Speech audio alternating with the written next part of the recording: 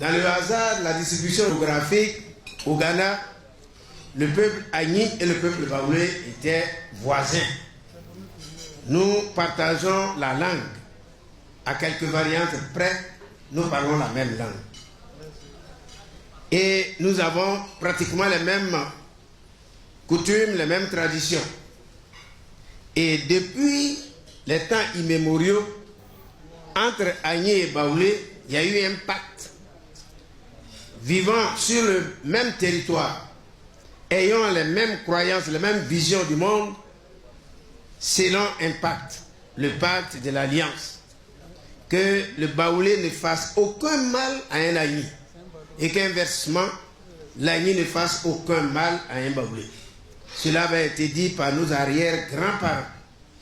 Mais il y a eu la colonisation, ce fait qui est venu créer une rupture dans la société akan ou dans la société indigène d'une manière générale, au point que nos sociétés ont perdu leur repère. Nous avons cru au soleil des indépendances, mais ces soleils ont accouché d'une souris. Parce que les Africains qui ont remplacé les colons ont été pires que les colonisateurs. Au point que cette rupture-là, nous avons demandé à rompre cette première rupture. C'est pourquoi j'ai avec moi un fascicule que j'ai écrit qui est intitulé « La rupture de la rupture ou l'affirmation de l'identité culturelle de tout un peuple, l'Agni ». Le fascicule est là, celui qui en veut, il reste que quelques 4 ou 5, c'est pas bien grave. Donc, on était obligé de partir du Ghana, suite à des troubles, à des guerres d'influence et tout ça. Et le peuple baoulé est venu avant nous, est parti du Ghana avant les Brossa, qui constituent le noyau dur du groupe Agni. Et nous sommes partis du Ghana, nous aussi, suite à ces guerres-là. Et comme nous sommes restés en arrière et que les Baoulés étaient venus avant nous, nous avons eu la chance de prendre des relations, des contacts avec les premiers comptoirs européens.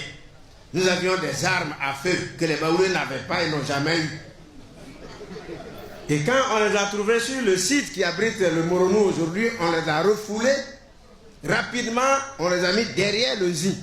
Et on leur a dit, garde à vous si vous revenez ici. Ils sont restés. Mais nous sommes restés un peu endormis parce qu'on se croyait victorieux, alors que les Baoulés préparaient la riposte.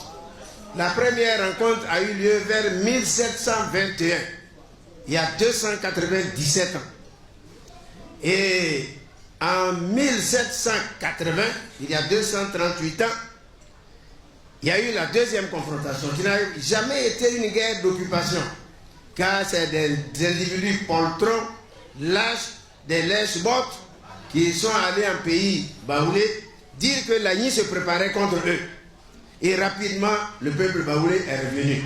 Et ceux qui étaient partis, il y avait le neveu de notre roi Dengui, qui voulait prendre la place de son oncle. Donc il a monté tout ce coup avec 2 individus d'origine esclave. Et la deuxième confrontation a eu lieu, c'était 1780, j'ai dit, il y a 238 ans. Et la guerre a été à la faveur des Baoulés. Ils ont tout emporté chez nous, même le trône qui a conduit le mouvement migratoire du peuple morofoué. Et aujourd'hui, nous sommes en train de restaurer progressivement le royaume du Moronou. Car nous étions dans un royaume au Ghana, le royaume Ebrossa hawaïen, que tout le monde connaît. Donc, quand les Baoulés sont partis, les visionnaires ont dit non, cette guerre-là n'est pas pour rien. C'est des corrompus, des individus indélicats qui ont créé ça. Le Baoulé a constaté la même chose. Et à la suite de cette deuxième guerre, vers 1785, les dignitaires Agni Moronou, du Moronou, les dignitaires Baoulés se sont retrouvés à Tumodi. Et ils ont scellé, ils ont restauré le topé. Pour dire plus jamais ça. Plus jamais ça. Il faut que nous retrouvions notre histoire commune. Que le Baoulé ne fasse aucun mal à un Agni, que l'Agni ne fasse aucun mal à un Baoulé. Si d'aventure un Baoulé commet l'adultère, que le mari cocufier donne une quantité d'eau au baoulé pour qu'il boive. Si l'inverse se produit, que l'agneau donne une quantité d'eau au baoulé pour qu'il boive, ainsi de suite. Donc, qu'on ne se tire pas dessus parce que nous avons une histoire commune. Et voyez bien, dans l'ordonnancement des lettres alphabet français, nous commençons par A qui signifie Agni et nous arrivons au B qui signifie Baoulé. Depuis donc, oui, les académiciens français ont eu une inspiration historique pour instaurer cet ordre-là.